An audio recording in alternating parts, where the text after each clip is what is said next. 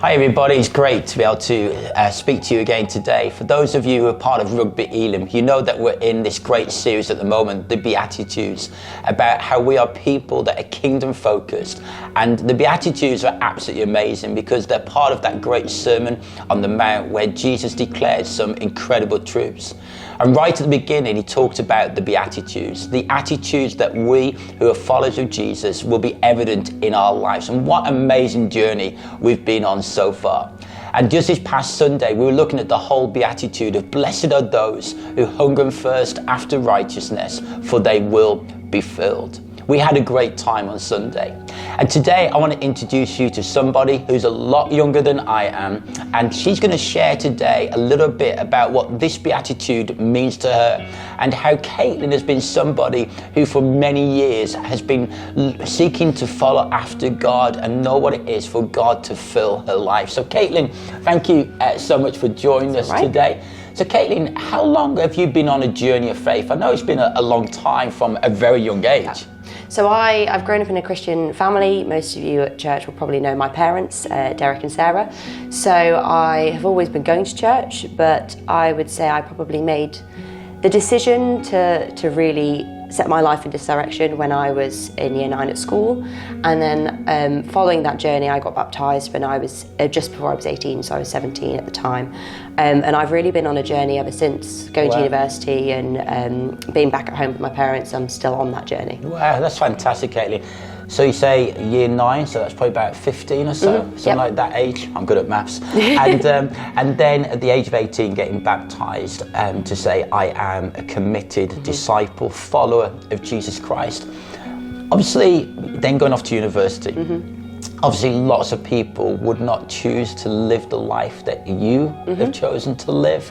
How has that been, and what choices have you had to make, as it were, to hunger and thirst after God? So I found it quite difficult going to university as a Christian because the environment which you enter is often very not what I've been brought up in. So the whole idea of Freshers Week was very counter to anything I'd experienced. So I found it quite challenging. But one of the first things I did was got rooted in the Christian Union on campus.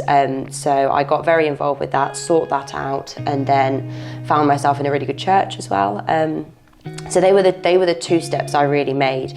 And then being in the Christian Union, I was also keen to get involved and help in terms of leadership, and also start serving on teams at church as well, so that I could really become involved in the life of the church in Leicester and set my course in that regard. Right, okay.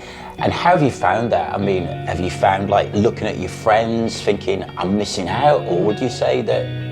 I don't ever feel like I felt like I missed out.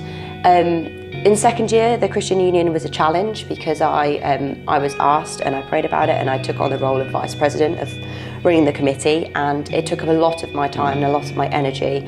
And I did see some of my non-Christian friends doing things and not being able to participate because I had other commitments, but they were commitments that I'd chosen, but I found it hard in terms of the energy that it took from me. But it's not something that I would change. I wouldn't have changed how I'd done things. Sure. It was a life adjustment I had to make, and I wouldn't have done it any differently.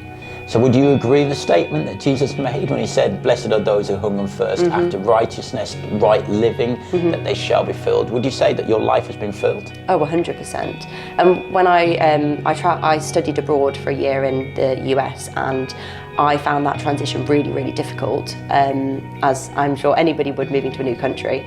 But one of the first things that I did, one of the first steps I made was to find a good church and join a small group and get involved, and I felt settled so much quicker as a result of that, and I know that that's through God rather than through my own actions. Wow, that's amazing. I know there's a song that's particular to you that you really love. What is that song? So I went to Big Church Day Out when I was younger with my parents and really loved the music of Phil Wickham. I'm not big on advocating individual artists because it's not about that, but he's got a particular album that I've danced to a song on, but there's a song on that album called Thirst, which I was really struck by, and it's exactly what the Beatitude talks about. It's about thirsting for God and thirsting for his presence in your life, and I think that really